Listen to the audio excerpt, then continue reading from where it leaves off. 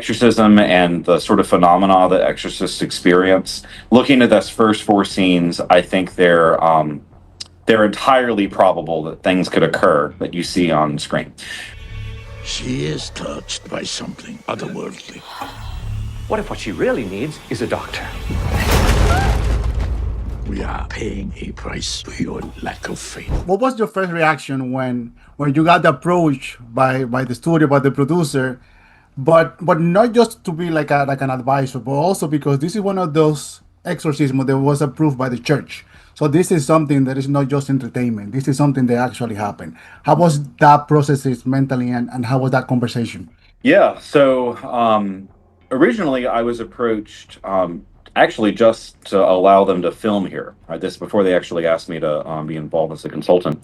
And if I'm being honest, where I was cautious because I'm not a big fan of a lot of these movies, and I think that a lot of times when people try to depict the church on screen, it's not done in a very respectful way, and so I didn't want our parish to be involved and that sort of thing. But I did agree to meet with them, and so I met with Andrew, the producer, and David, the director, and they sort of talked to me about their approach, and I was impressed. To me, it seemed like they were trying to do something different here, and so I sent them to speak to our bishop because he would have to give the final approval, and he did, and so. They started just planning for things here, but then as time went on, so David had learned that my academic background is liturgy and ritual, and so I do actually have an expertise in this area. So he started asking me a lot more questions, and eventually, he said, "Would you like to consult on this?" And I was excited to be a part of it because I also saw this as a chance to make sure that what I saw on screen is going to be an accurate and respectful portrayal of the church. This actually wasn't the first time I was asked to consult on a film. I was asked to consult on a movie 3 years ago that ended up never coming to fruition. So I'm glad to see that this one's going to be in theaters tomorrow. But that's sort of how it carried out. And then when they sent me the final cut of the film to review, I was nervous again because I didn't want to watch it and then be like, oh wow, I hope I regret being involved in this. But I didn't feel that way. I saw the movie and I saw that what we tried to do together happened, and I'm proud of the final result. I mean, as an audience, I remember when I watched the first time The Exorcist, and then so many, like we have movies like that every year. Like we have exorcism movies from all kinds every year, and as an audience, this is me as an audience. I don't know what's the borderline between entertainment and what's real. Mm-hmm. Of course, there has to be something for entertain me as an audience to make me come and watch this again. But also, how is the real thing? Like how it happened. So, what is the biggest fine line in this situation between what actually happened in this movie and how it happened in real life? I don't know if you've been present in any exorcism. Yeah. So there's 5 exorcism scenes in the movie.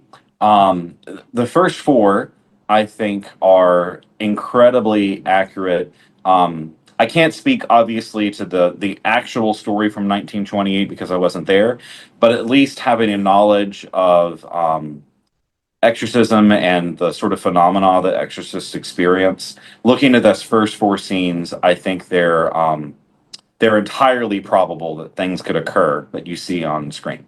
The 5th one, I don't think is improbable, but I do think there's some sort of theatrical liberties that are taken in the 5th scene for the purpose of finishing the plot of the film. Yeah. And I don't think they're egregious, changes. I think they're to be expected.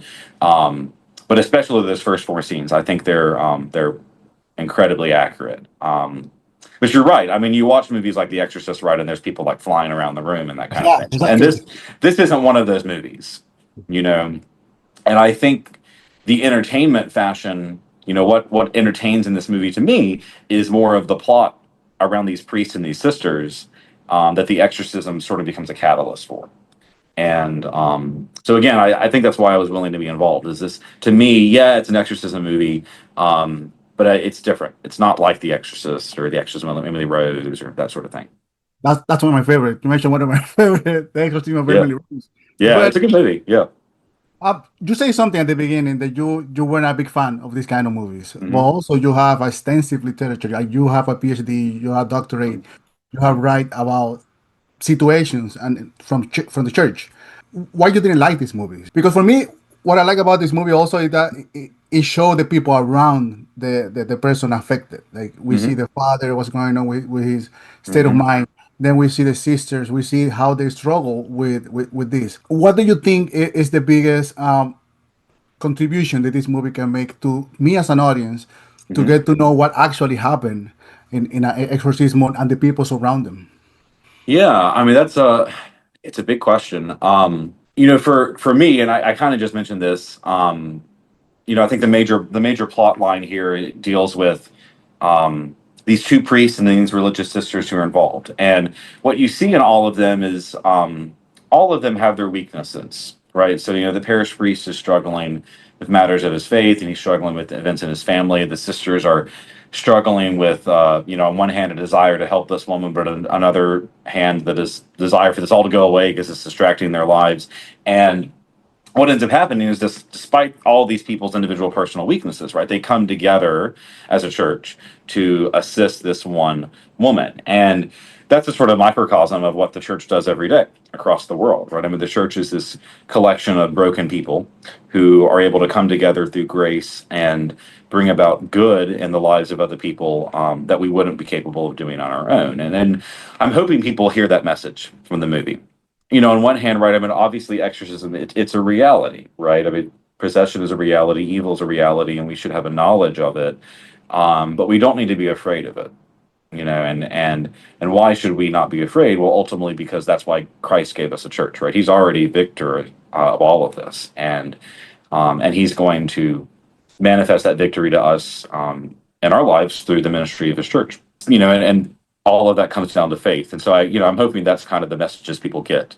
I didn't use this line with you already, but Pope Francis called the church a field hospital for sinners, which means that we're in a war, right? You set up field hospitals in a war, but the people that are going to be in that hospital are themselves going to be struggling. But the beauty of it is that through all of that suffering, um, God brings good about through grace.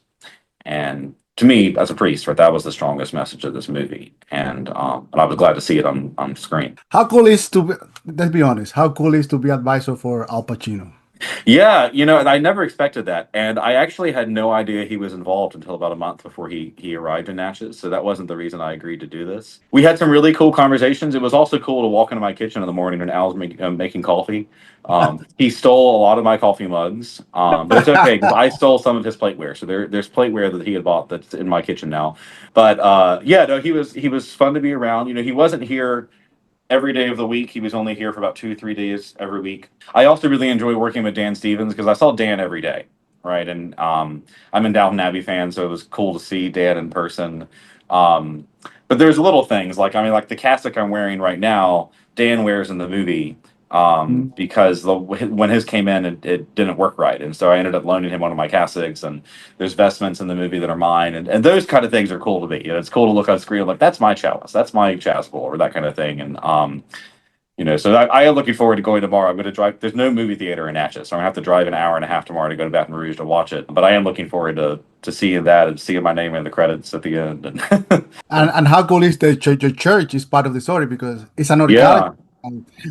And I felt even with the conversation with the nuns, like every room, it just felt like another person around it, like another Mhm. character that is important in the story. Mhm. How does it feel that you this is your church? Yeah, I mean, it was great for us, right? And there were people from the parish who were able to be involved as extras, and two boys from our school got to be altar boys for the mass scenes, and so I think that was cool for them.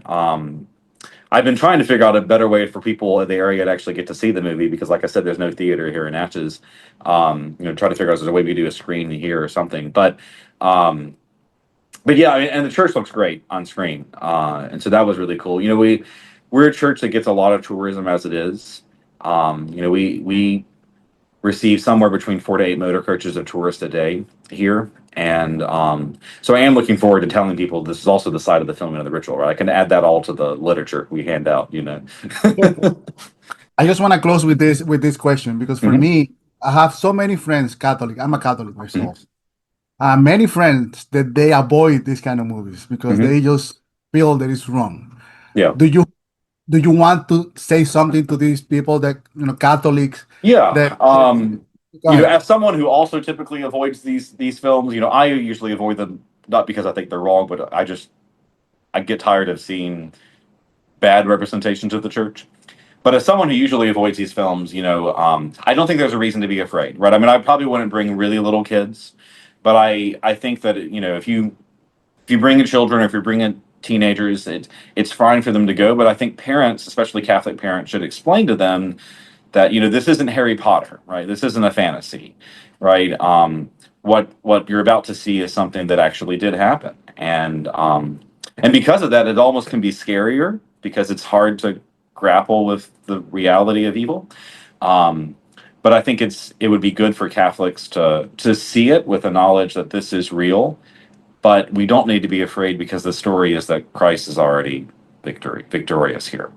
Um, and so, as a Catholic, I appreciate how well respected Catholics are in this movie, and you don't see that at all in television lately. And so, I mean, even last night, like I was watching, Family Guy or South Park or something, right? And the people making jokes at the church and confession and that kind of thing. And this isn't one of those movies. And so I think Catholics should feel respected and appreciated when they go to see it. And there's no reason I would avoid it.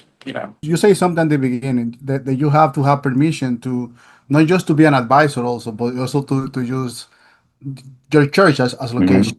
It's that always happen when you have to to advise someone to for a book, for a movie, for If anything that's going to put the church in a really public light, yeah, the bishop would have to approve it.